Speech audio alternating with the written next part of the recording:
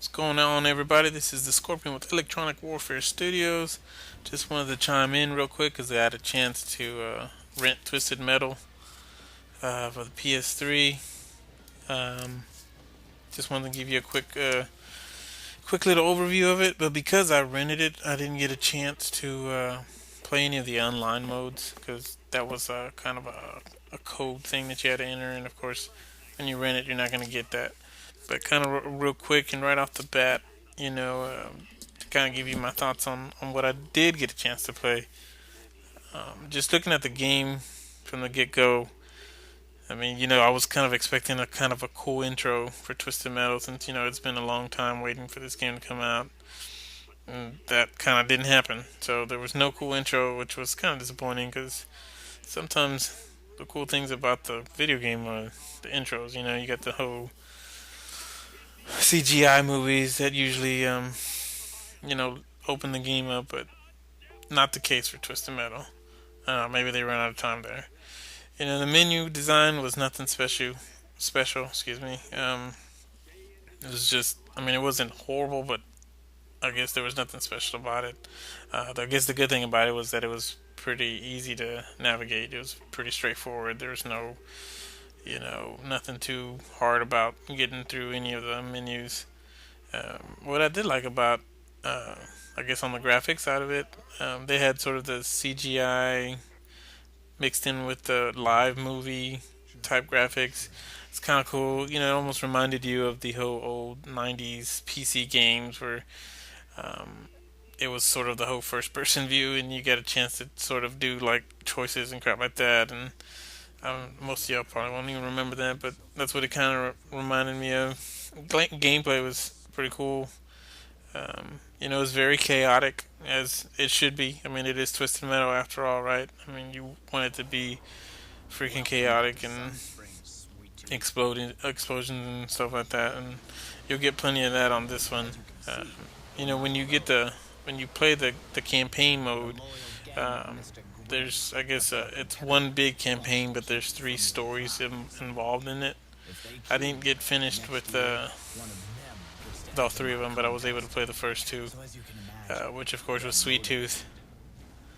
You know, um, was the lead, should I say, and it was okay.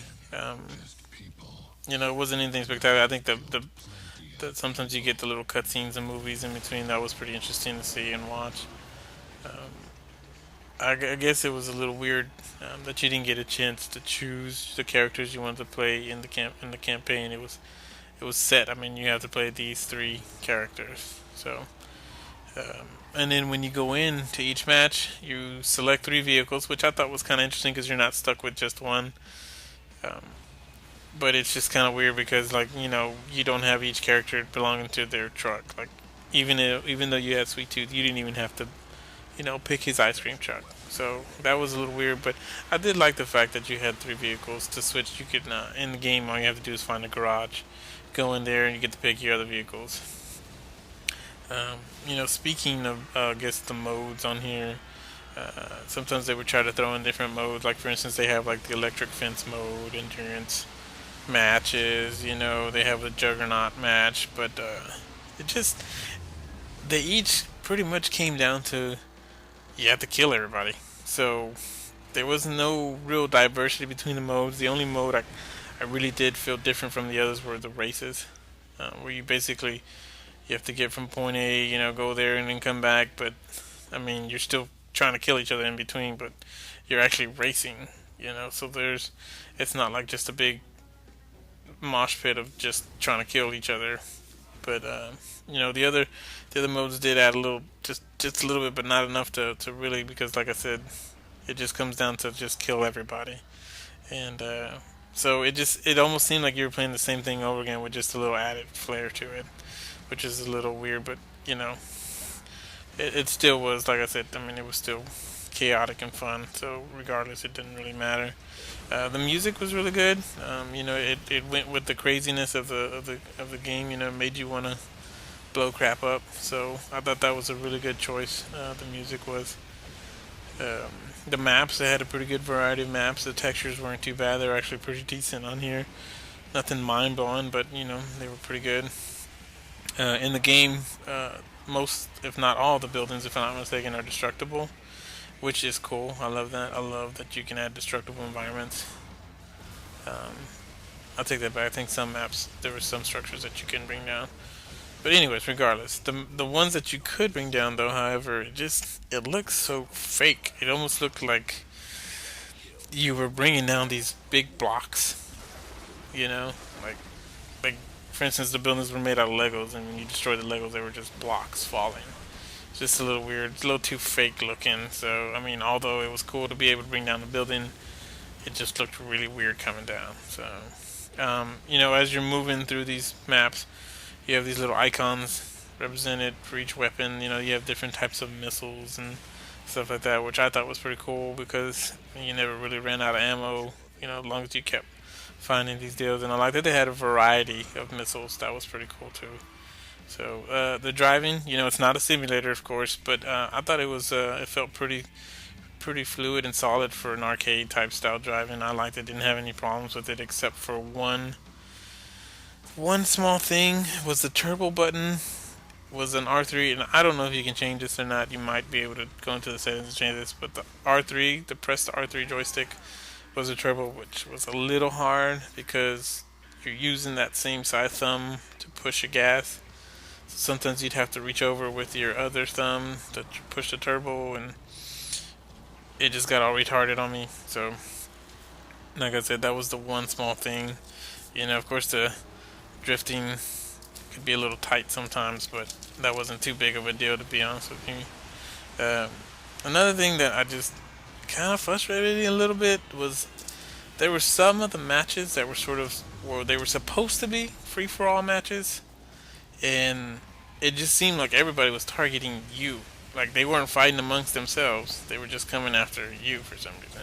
Now there was some matches where it was just you against everybody, but I think there was a couple of matches where it was like a free for all. Everybody was like trying to be the last man standing, but it seemed more like let's kill the player, you know, which was kind of retarded because it was like okay, that's not that's not what the that's not what it seemed like it should have been. But like I said, that was the only thing that really annoyed me on some of the matches. It was fun to play Twisted Metal again. To be honest with you, it had been a long time. I really couldn't consider myself a huge fan of Twisted Metal, but it was definitely fun back in the days. Playing with your friends and blowing each other up and crap. And that was one thing that I kind of hated that I wasn't able to do here is play online.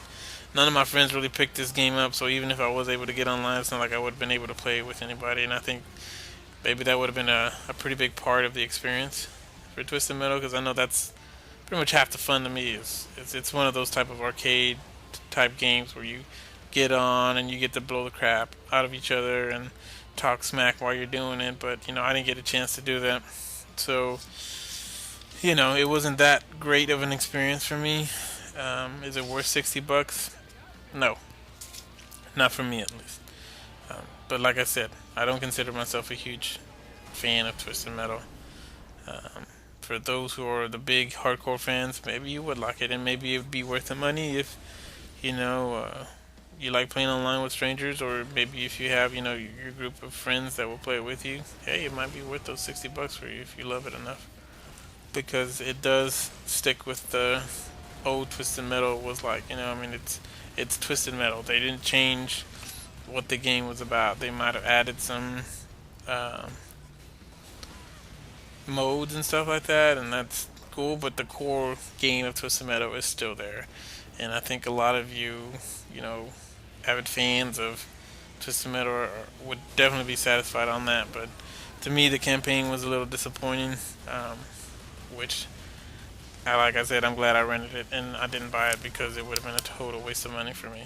But it was good to get a chance to play it. I'm glad I got a chance to, and I don't know if this sort of quick review helps anybody out there making a decision or not. But like I said, for me, totally not worth the $60. Wait till it hits $20, or if you can find it really cheap or used or trade it for something. I don't know, but anyways, we appreciate you guys sticking with us.